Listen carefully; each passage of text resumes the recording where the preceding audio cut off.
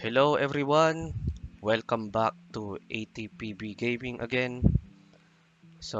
Today I have one question for you guys. Uh, are video games good or bad? Is it a good thing or a bad thing? Everyone in the world knows that time where some people try to prevent us from playing our beloved video games, banning it so that we cannot get it. They will say it's evil, it's teaching kids to be violent, those things. But I think it's something that all of us gamers have asked ourselves at some point.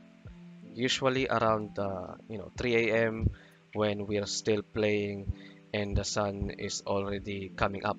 We know gaming is awesome. It's fun. It's social. It's a stress reliever. Sometimes it's even the only thing that keeps us relaxed after a long day of work or school. But I think the real question isn't, are video games all that bad? It's uh, it's what happens when gaming becomes your whole life. Because yes, I've been there. You tell yourself, one more match, or I'll just finish this quest." Then boom, it's 4 a.m. You've got class or work in 3 hours, and you're wondering what you're doing with your life. It's usually doesn't start that bad. Maybe you're stressed or bored, or just lonely, and you play online games. Video games are right there. They make you feel good. You feel accomplished because you finish those quests, those missions. Even powerful when real life feels kinda hmm, something like that. But then slowly real life starts taking the back seat. You start skipping things, homework, chores, sleep, sometimes even people, your friends. You start caring more about your rank, your inventory than your own body or future. And before you know it, you're not you're not playing video games to have fun anymore. You're playing because you don't know what else to do. Because here's the truth. Games don't ruin your life, okay? So it doesn't ruin your life. You do. Yourself do. If you let that video game take over. So it's all about balance. Video games are designed to, keep you hooked for a long time. Keep you on the screen for a long time. There's um, always one more mission, one more event, one more reward, and the devs, the developers know how to keep that dopamine pumping in your head. So if you don't set limits, that video game will do it for you. And believe me, it won't be in your favor. So uh, it's like eating a pizza, you know, eating a pizza. Yes, if you eat a slice, two slice, good, heaven. But if you eat the entire box every night, you were going to regret it eventually. And I have this personal experience because back then I was studying in high school. Uh, as I said in the previous videos, I'm poor, so we don't have the money to buy our personal computer. So what we do here in my country, we can rent computers for an hour, so you can play video games. But the downside is you, the personal save that you have, for some reason, maybe previous rental will delete it, so your save game will be gone and you will start over. That's the disadvantage of renting video games. So back in high school,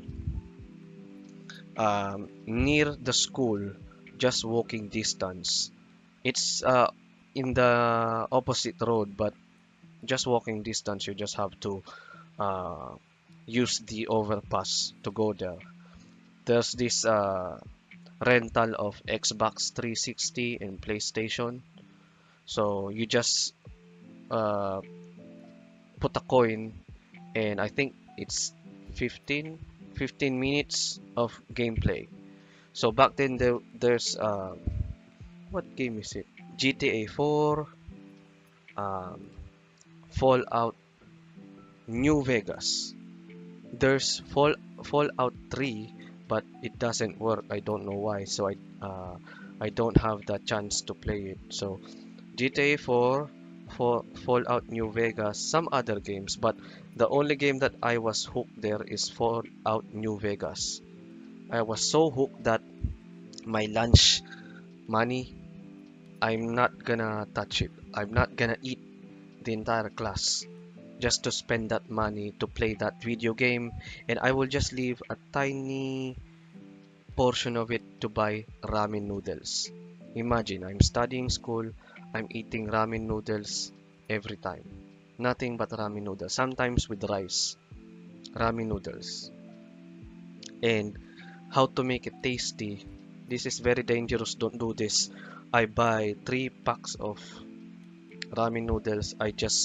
I will use the two flavoring packets, and I will use less water.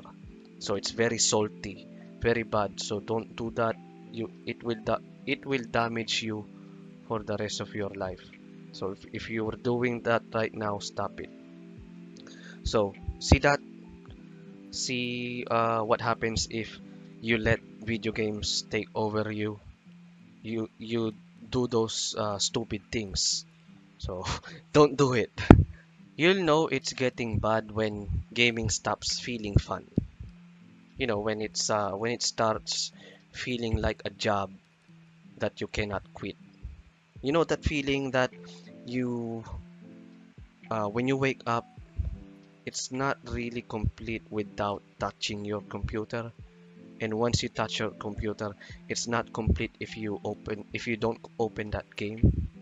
And it's not complete if you don't open your save game, and after that it's just a domino effect. I know that feeling. I have that experience when I was studying. So when you'd rather stay in your virtual world than deal with real people, when you're constantly tired, unmotivated, or angry that real life keeps interrupting your gaming time. I have that feeling before, when you start losing interest in everything else. Same thing, I have that feeling before. That's when you have to pause for the meantime. Not the video game, but yourself, and ask, what am I really running from? Because sometimes gaming isn't the problem, you know, it's the escape. It's how we hide from loneliness, stress, family drama, or feeling like we're not enough. But don't get me wrong, video games can also be amazing. They can bring people together, spark creativity, teach problem solving skills, even help people through depression. Some of us found real friends, even family, through video games. Some learned leadership, teamwork, or communication just by playing online or playing co-op. So, no, video games don't have to ruin your life. What ruins it is when we forget that real life is still happening outside the screen. So, If you're watching this and thinking, hey, that sounds like me, then relax.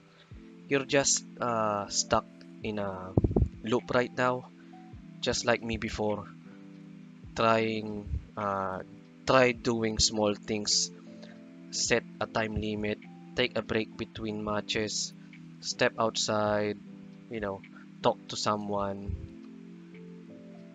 or as they say, touch grass, literally, uh, learn a new skill, those things. And remember, your life should be the main game, not a backup application running while you grind elsewhere. Okay? Because someday the servers will go down, the updates will stop, and the hype of that game will fade. But you're still here. You're the player that matters most. So, yes, that's my take on this. So, do games ruin your life? Only if you let it. But if you play smart and live smarter, they can actually make it better. So anyway, if you like this kind of talk, hit that like button, share this story, share your story in the comments. How have games affected your life for better or worse? So I hope that you like this video. Thank you and bye bye.